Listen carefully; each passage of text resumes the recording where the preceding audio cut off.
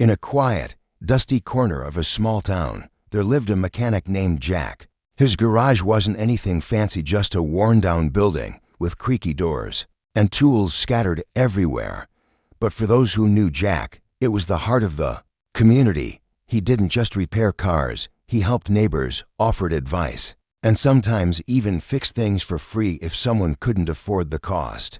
Jack believed that with enough hard work and kindness, almost anything could be repaired: engines, fences, even broken spirits. One chilly autumn afternoon, Jack was finishing up a tire rotation when a woman named Emma walked up to the garage, holding the hand of her young son, Noah. Noah was shy, hiding behind his mother's coat, and Jack immediately noticed that the boy walked with difficulty. One of his legs ended just below the knee, and the prosthetic he wore looked old, too small, and it was obvious that Noah was uncomfortable. Emma, in a soft and slightly embarrassed voice, explained that Noah had outgrown his prosthetic months ago. The new one he needed was far too expensive, and despite working 2 jobs, Emma simply couldn't afford it.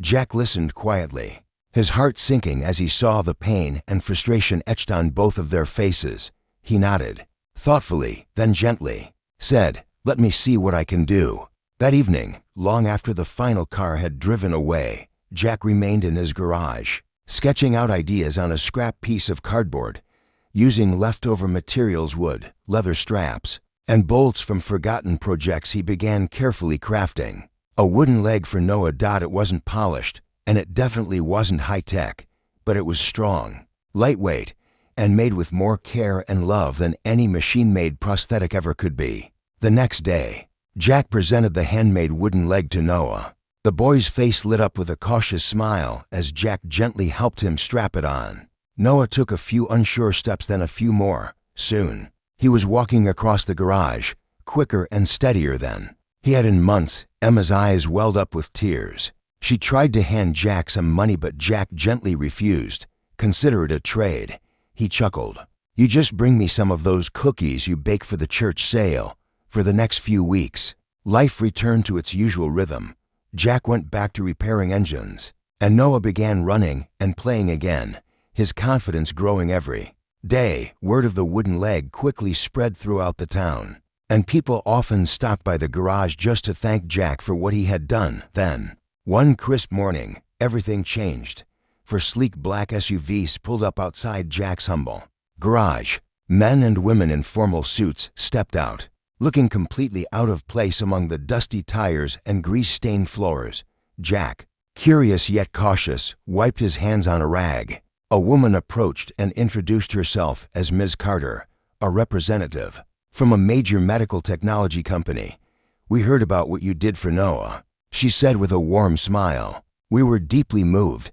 Jack simply shrugged, modest as ever, saying he had just done what he could. Ms. Carter went on to explain that their company had been struggling to develop affordable and durable prosthetics for children in low-income communities. Jack's simple, ingenious wooden leg design had caught their attention through local news stories and social media. "We want to work with you," she said, "not only to mass-produce better prosthetics, but to create an entire line inspired by Jack's idea: durable, customizable, and affordable for families everywhere." Jack was stunned. He had never dreamed that his late-night project would grow into something so impactful. In the months that followed, Jack partnered with engineers and designers, not in a fancy lab, but right there in his small garage, which the company helped renovate. Together, they launched the Noah line, a series of prosthetics for children, each one named in honor of the boy who had inspired it all. Letters began pouring in from families across the country, thanking Jack for giving their children a chance to run, play, and live without pain or fear. And as for Noah, he became the face of the movement, a smiling, unstoppable boy who showed the world what a little hope, hard work, and kindness could truly achieve. Emma, now able to breathe a bit easier, stood proudly beside her son as he led charity runs, spoke at public events, and inspired countless others. Jack's garage never lost its soul.